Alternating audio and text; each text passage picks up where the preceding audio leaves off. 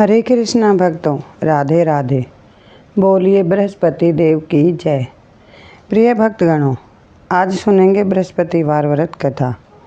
भारतवर्ष में एक प्रतापी और दानी राजा राज करता था। वह नित्य गरीबों और ब्राह्मणों की सहायता करता था, किंतु यह बात उसकी रानी को अच्छी नहीं लगती थी। वह ना ही गरीबों को दान देती, ना ही भगवान का पूजन करती थी और राजा को भी दान देने से मना किया करती थी। एक दिन राजा शिकार खेलने वन में गए हुए थे तो रानी महल में अकेली थी। उसी समय बृहस्पति देव साधु वेश में राजा के महल में भिक्षा के लिए गए और भिक्षा मांगी। रानी ने भिक्षा देने से इनकार कर दिया और कहा, हे साधु महाराज, मैं तो इस दान पुण्य से तंग आ गई हूँ। पति सारा धन लुटाते रहता है। मेरी इच्छा है कि हमारा सारा धन नष्ट हो जाए, फिर न रहेगा बांस और न बजेगी बांसुरी। साधु ने कहा, देवी तुम बड़ी विचित्र हो। धन और संतान तो सभी चाहते हैं, पुत्र और लक्ष्मी तो पापी के घर भी होनी चाहिए। यदि तुम्हारे पास अधिक धन है तो भूखों को भोजन दो, प्यासों के लिए प्याऊ बनवाओ, मुसाफिरों राहगीरों के लिए धर्मशालाएं खुलवाओ। जो निर्धन अपनी कुंवारी कन्याओं का विवाह नहीं कर सकते उनका विवाह करा दो। और ऐसे कई कार्य हैं जिनको करने से तुम्हारा यश लोक परलोक में फैलेगा। किंतु रानी पर उपदेश का कोई प्रभाव न पड़ा। वह बोली, महाराज आप मुझे कुछ न समझाइए। ऐसा धन नहीं चाहती जो हर जगह बांटती फिरूं। साधु ने उत्तर दिया, यदि तुम्हारी ऐसी इच्छा है तो तथास्तु। तुम ऐसा करना, बृहस्पतिवार को घर लीपकर पीली मिट्टी से अपना सिर धोकर स्नान करना, भट्ठी चढ़ाकर कपड़े धोना। ऐसा करने से आपका सारा धन नष्ट हो जाएगा। इतना कहकर वह साधु महाराज वहां से अंतर्ध्यान हो गए। साधु के अनुसार कई बातों को पूरा करते हुए रानी को केवल 3 बृहस्पतिवार ही बीते थे कि उनकी समस्त धन संपत्ति नष्ट हो गई और उनको भोजन के लिए भी तरसना पड़ा। उनके घर में खाने तक के लाले पड़ गए। तब एक दिन राजा ने रानी से बोला कि हे रानी, तुम यहीं रहो, मैं दूसरे देश को जाता हूँ, क्योंकि यहाँ पर सभी लोग मुझे जानते हैं, इसलिए मैं कोई कार्य नहीं कर सकता। ऐसा कहकर राजा परदेश चला गया। वहाँ वह जंगल से लकड़ी काट कर लाता और शहर में बेचता। इस तरह वह अपना जीवन व्यतीत करने लगा। इधर राजा के परदेश जाते ही रानी और दासी दुखी रहने लगी। एक बार जब रानी और दासी को 7 दिन तक बिना भोजन के रहना पड़ा तो रानी ने अपनी दासी से कहा, हे दासी, पास के ही नगर में मेरी बहन रहती है। वह बड़ी धनवान है। तू उसके पास जा और कुछ ले आ ताकि थोड़ा बहुत गुजर बसर हो जाए।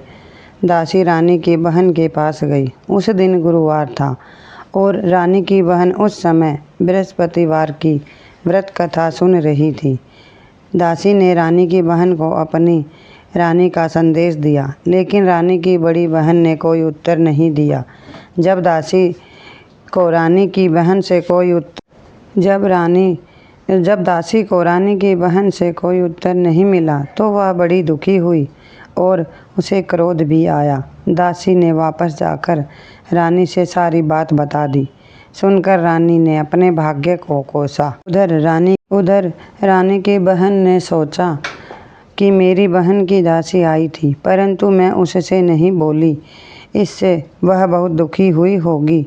कथा सुनकर और पूजन समाप्त करके वह अपनी बहन के घर आई और कहने लगी, हे बहन, मैं बृहस्पतिवार का व्रत कर रही थी। तुम्हारी दासी मेरे घर आई थी, परंतु जब तक कथा होती है तब तक ना तो उठते हैं और ना ही बोलते हैं, इसलिए मैं नहीं बोली। कहो दासी क्यों गई थी? रानी बोली, बहन तुमसे क्या छिपाऊं, हमारे घर में खाने तक को अनाज नहीं है। ऐसा कहते कहते रानी की आंखों में आंसू आ गए। उसने दासी समेत पिछले 7 दिनों से भूखे रहने की बात तक अपनी बहन को विस्तार पूर्वक सुना दी। रानी की बहन बोली, देखो बहन, भगवान बृहस्पति देव सबकी मनोकामनाओं को पूरा करते हैं। देखो, शायद तुम्हारे घर में अनाज रखा हो। पहले तो रानी को विश्वास नहीं हुआ, पर बहन के आग्रह करने पर उसने अपनी दासी को अंदर भेजा तो उसने सचमुच अनाज से भरा एक घड़ा मिला। यह देखकर दासी को बड़ी हैरानी हुई। दासी रानी से कहने लगी, हे रानी, जब हमको भोजन नहीं मिलता तो हम व्रत ही तो करते हैं, इसलिए क्यों ना इनसे व्रत और कथा की विधि पूछ ली जाए ताकि हम भी व्रत कर सकें। तब रानी ने अपनी बहन से बृहस्पतिवार व्रत के बारे में पूछा। उसकी बहन ने बताया, बृहस्पतिवार के दिन चने की दाल और मुनक्का से विष्णु भगवान का केले की जड़ में पूजन करें तथा दीपक जलाएं, व्रत कथा सुनें और पीला भोजन ही करें, इससे बृहस्पति देव प्रसन्न होते हैं। व्रत और पूजन विधि बताकर रानी की बहन अपने घर लौट गई। 7 दिन के बाद जब गुरुवार आया तो रानी और दासी ने व्रत रखा। गुड़साल में जाकर चना और गुड़ लेकर आई, फिर उससे केले की जड़ तथा विष्णु भगवान का पूजन किया। अब पीला भोजन कहाँ से आए, इस बात को लेकर दोनों बहुत दुखी हुई, क्योंकि उन्होंने व्रत रखा था, इसलिए बृहस्पति देव उनसे प्रसन्न थे। इसलिए वे एक साधारण व्यक्ति का रूप धारण कर 2 थालों में सुंदर पीला भोजन दासी को दे गए। भोजन पाकर दासी प्रसन्न हुई और फिर रानी के साथ मिलकर भोजन ग्रहण किया। उसके बाद वे सभी गुरुवार को व्रत और पूजन करने लगी। बृहस्पति भगवान की कृपा से उनके पास फिर से धन संपत्ति आ गई, परंतु रानी फिर से पहले की तरह आलस्य करने लगी।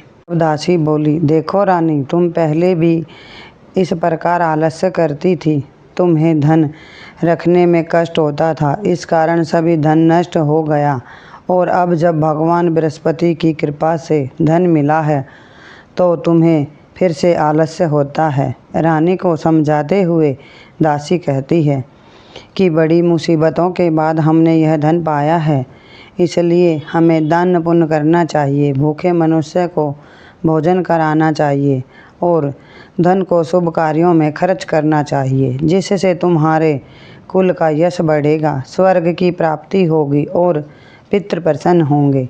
दासी की बात मानकर रानी अपना धन शुभ कार्य में खर्च करने लगी, जिससे पूरे नगर में उसका यश फैलने लगा। एक दिन राजा दुखी होकर जंगल में एक पेड़ के नीचे आसन जमाकर बैठ गया। वह अपनी दशा को याद करके व्याकुल होने लगा। बृहस्पतिवार का दिन था। एकाएक उसने देखा कि निर्जन वन में एक साधु प्रकट हुए। वह साधु वेश में स्वयं बृहस्पति देवता थे। लकड़हारे के सामने आकर बोले, हे लकड़हारे, इस सुनसान जंगल में तो किस चिंता में मगन क्यों बैठा है? लकड़हारे ने दोनों हाथ जोड़कर प्रणाम किया और उत्तर दिया, महात्मा जी, आप सब कुछ जानते हैं, मैं क्या कहूँ। यह कहकर वह रोने लगा और साधु को अपनी आत्मकथा सुनाई। महात्मा जी ने कहा, तुम्हारी स्त्री ने बृहस्पति के दिन बृहस्पति भगवान का निरादर किया है, जिसके कारण रुष्ट होकर उन्होंने तुम्हारी यह दशा कर दी।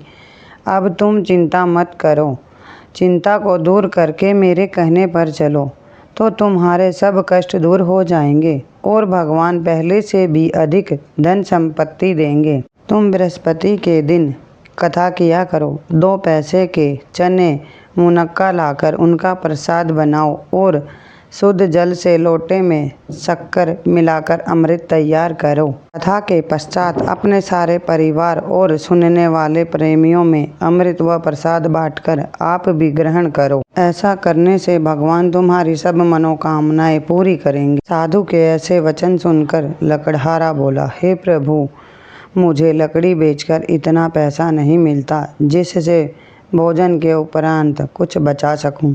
मैंने रात्रि में अपनी स्त्री को व्याकुल देखा है। मेरे पास कुछ भी नहीं जिससे मैं उनकी खबर मंगा सकूं। साधु ने कहा, हे लकड़हारे, तुम किसी बात की चिंता मत करो। बृहस्पति के दिन तुम रोजाना की तरह लकड़ियां लेकर शहर को जाओ। तुमको रोज से 2 गुना धन प्राप्त होगा, जिससे तुम भली भांति भोजन कर लोगे तथा बृहस्पति देव की पूजा का सामान भी आ जाएगा। इतना कहकर साधु अंतर्ध्यान हो गए। धीरे धीरे समय व्यतीत होने लगा। फिर वही बृहस्पतिवार का दिन आया। लकड़हारा जंगल से लकड़ी काटकर किसी शहर में बेचने गया। उसे उस दिन और दिन से अधिक पैसा मिला। राजा ने गुड़, चना आदि लाकर गुरुवार का व्रत किया। उस दिन से उसके सभी कलेश दूर हुए। परंतु जब दोबारा गुरुवार का दिन आया तो बृहस्पतिवार का व्रत करना भूल गया। इस कारण बृहस्पति भगवान नाराज हो गए। उस दिन उस नगर के राजा ने विशाल यज्ञ का आयोजन किया तथा शहर में यह घोषणा करा दी कि कोई मनुष्य अपने घर भोजन न बनावे, न आग जलावे। समस्त जनता मेरे यहाँ भोजन करने आवे। इस आज्ञा को जो न मानेगा उसे फांसी की सजा दी जाएगी। इस तरह की घोषणा संपूर्ण नगर में करवा दी गई। राजा की आज्ञा अनुसार शहर के सभी लोग भोजन करने गए, लेकिन लकड़हारा कुछ देर से पहुंचा, इसलिए राजा उसको अपने साथ घर लिवा ले गए और ले जाकर भोजन करा रहे थे तो रानी की दृष्टि उस खूंटी पर पड़ी जिस पर उसका हार लटका हुआ था। वह वहाँ पर दिखाई नहीं दिया। रानी ने निश्चय किया कि मेरा हार इस मनुष्य ने चुरा लिया है। उसी समय सिपाहियों को बुलाकर उसको कारागार में डलवा दिया। जब लकड़हारा कारागार में पड़ गया और बहुत दुखी होकर विचार करने लगा, न जाने कौन से पूर्व जन्म के कर्म से मुझे यह दुख प्राप्त हुआ है, और उसी साधु को याद करने लगा जो कि जंगल में मिला था। उसी समय तत्काल बृहस्पति देव साधु के रूप में प्रकट हुए और उसकी दशा को देखकर कहने लगे, अरे मूर्ख, तूने बृहस्पति देव की कथा नहीं करी, इस कारण तुझे दुख प्राप्त हुआ है। अब चिंता मत कर। बृहस्पतिवार के दिन कारागार के दरवाजे पर 4 पैसे पड़े मिलेंगे। उनसे तू बृहस्पति देव की पूजा करना, तेरे सभी कष्ट दूर हो जाएंगे। ती के दिन उसे 4 पैसे मिले। लकड़हारे ने कथा कही। उसी रात्रि को बृहस्पति देव ने उस नगर के राजा को स्वप्न में दर्शन देकर कहा, हे राजा, तूने जिस आदमी को कारागार में बंद किया है वह निर्दोष है, वह राजा है, उसे छोड़ देना। रानी का हार उसी खूंटी पर लटका है। अगर तू ऐसा नहीं करेगा तो मैं तेरा राज्य को नष्ट कर दूंगा। इस तरह रात्रि के स्वप्न को देखकर राजा प्रातःकाल उठा और खूंटी पर हार देखकर लकड़हारे को बुलाकर क्षमा मांगी तथा लकड़हारे को योग्य सुंदर वस्त्र आभूषण देकर विदा कर दिया। बृहस्पति देव की आज्ञा अनुसार जब रानी ने यह समाचार सुना कि राजा आ रहे हैं तो उन्होंने दासी से कहा कि हे दासी, देख, राजा हमको कितनी बुरी हालत में छोड़ गए थे। हमारी ऐसी हालत देखकर वह लौट न जाएं। चलिए तू दरवाजे पर खड़ी हो जा। आज्ञा अनुसार दासी दरवाजे पर खड़ी हो गई। राजा आए तो उन्हें अपने साथ लिवा लाई। तब राजा ने क्रोध करके अपनी रानी से पूछा कि यह धन तुम्हें कैसे प्राप्त हुआ है। तब रानी ने कहा, हमें यह सब धन बृहस्पति देव के इस व्रत के प्रभाव से प्राप्त हुआ है। राजा ने निश्चय किया कि 7 दिन बाद तो सभी बृहस्पति देव का पूजन करते हैं, परंतु मैं प्रतिदिन दिन में 3 बार कहानी तथा रोज व्रत करूँगा। अब हर समय राजा के दुपट्टे में चने की दाल बंधी रहती थी तथा दिन में 3 बार कहानी कहता। एक रोज राजा ने विचार किया कि चलो अपनी बहन के यहाँ हो आवें। इस तरह निश्चय कर राजा घोड़े पर सवार हो अपनी बहन के यहाँ चलने लगा। में उसने देखा कि कुछ आदमी मुर्दे को लेकर जा रहे हैं। उन्हें रोककर राजा कहने लगा, अरे भाइयों, मेरी बृहस्पति देव की कथा सुन लो। वे बोले, लो, हमारा तो आदमी मर गया है, इनको अपनी कथा की पड़ी है। परंतु कुछ आदमी बोले, अच्छा, कहो, हम तुम्हारी कथा भी सुनेंगे। राजा ने दाल निकाली और जब कथा आदि हुई ही थी कि मुर्दा हिलने लगा, और जब कथा समाप्त हो गई तो राम राम करके मनुष्य उठकर खड़ा हो गया। आगे मार्ग में उसे एक किसान खेत में हल चलाता मिला। राजा ने उसे देखकर कहा और उससे बोले, अरे भाई, मेरी बृहस्पतिवार की कथा सुन लो। किसान बोला, जब तक मैं तेरी कथा सुनूंगा तब तक 4 हरैया जोत लूँगा। जा अपनी कथा किसी और को सुनाना। इस तरह राजा आगे चलने लगा। राजा के हटते ही बैल पछाड़ खाकर गिर गए तथा किसान के पेट में बड़ी जोर का दर्द होने लगा। उस समय उसकी माँ रोटी लेकर आई। उसने जब यह देखा तो अपने पुत्र से सब हाल पूछा और बेटे ने सभी हाल कह दिया। तो बुढ़िया दौड़ी दौड़ी उस घुड़सवार के पास गई और उससे बोली कि मैं तेरी कथा सुनूंगी, तू अपनी कथा मेरे खेत पर चलकर ही कहना। राजा ने बुढ़िया के खेत पर जाकर कथा कही, जिसके सुनते ही वह बैल उठ खड़े हुए तथा किसान के पेट का दर्द भी बंद हो गया। राजा अपनी बहन के घर पहुंचा। बहन ने भाई की खूब आवभगत की। दूसरे दिन प्रातःकाल राजा जगा तो वह देखने लगा कि सब लोग भोजन कर रहे हैं। राजा ने अपनी बहन से कहा, ऐसा कोई मनुष्य है जिसने भोजन नहीं किया हो? मेरी बृहस्पतिवार की कथा सुन ले। बहन बोली, हे भैया, यह देश ऐसा ही है कि पहले यहाँ के लोग भोजन करते हैं, बाद में अन्य काम करते हैं। अगर कोई पड़ोस में हो तो देख आऊँ। वह ऐसा कहकर देखने चली गई, परंतु उसे कोई ऐसा व्यक्ति नहीं मिला जिसने भोजन न किया हो। अतः वह एक कुम्हार के घर गई जिसका लड़का बीमार था। उसे मालूम हुआ कि उनके यहाँ 3 दिन से किसी ने भोजन नहीं किया है। रानी ने अपने भाई की कथा सुनने के लिए कुम्हार से कहा। वह तैयार हो गया। राजा ने जाकर बृहस्पतिवार की कथा कही, जिसको सुनकर उसका लड़का ठीक हो गया।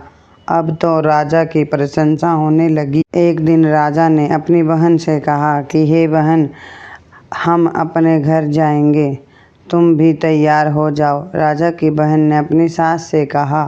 सास ने कहा, हाँ चली जा, परंतु अपने लड़कों को मत ले जाना, क्योंकि तेरे भाई के कोई संतान नहीं है। बहन ने अपने भाई से कहा, हे भैया, मैं तो चलूँगी, पर कोई बालक नहीं जाएगा। फिर राजा बोला, जब कोई बालक नहीं चलेगा तब तुम भी क्या करोगी? बड़े दुखी मन से राजा अपने नगर लौट आया। राजा ने अपनी रानी से कहा, हम निर्वंशी हैं, हमारा मुंह देखने का धर्म नहीं है और कुछ भोजन आदि नहीं किया। रानी बोली, हे प्रभु, बृहस्पति देव ने हमें सब कुछ दिया है, वह हमें संतान अवश्य देंगे। उसी रात को बृहस्पति देव ने राजा से स्वप्न में कहा, हे राजा, उठ, सभी सोच त्याग दे, तेरी रानी गर्भ से है। राजा को यह बात सुनकर बहुत खुशी हुई। 9वें महीने में उसके गर्भ से एक सुंदर पुत्र पैदा हुआ। तब राजा बोला, हे रानी, स्त्री बिना भोजन के रह सकती है, पर बिना कहे नहीं रह सकती। जब मेरी बहन आवे तो तुम उससे कुछ मत कहना। रानी ने सुनकर हाँ कर दिया। राजा की बहन ने यह सब शुभ समाचार सुना तो वह बहुत प्रसन्न हुई तथा बधाई लेकर अपने भाई के यहाँ आई। तभी रानी ने कहा, घोड़ा चढ़कर तो नहीं आई, गधा चढ़ी आई। राजा की बहन बोली, भाभी, मैं इस प्रकार न कहती तो तुम्हें संतान कैसे मिलती? बृहस्पति देव ऐसे ही हैं, जैसे जिसके मन में कामनाएं हैं सभी को पूर्ण करते हैं। सद्भावना पूर्वक बृहस्पतिवार का व्रत करता है एवं कथा पढ़ता एवं सुनता है, दूसरों को सुनाता है, बृहस्पति देव उसकी सभी मनोकामनाएं पूर्ण करते हैं। बृहस्पति देव उसकी सदैव रक्षा करते हैं। संसार में जो मनुष्य सद्भावना से भगवान जी का पूजन व्रत सच्चे हृदय से करते हैं तो उनकी सभी मनोकामनाएं पूर्ण करते हैं। जैसी सच्ची भावना से रानी और राजा ने उनकी कथा का गुणगान किया तो उनकी सभी इच्छाएं बृहस्पति देव ने पूर्ण की थी। इसलिए पूर्ण कथा सुनने के बाद प्रसाद लेकर जाना चाहिए। हृदय से उसका मनन करते हुए जयकारा बोलना चाहिए।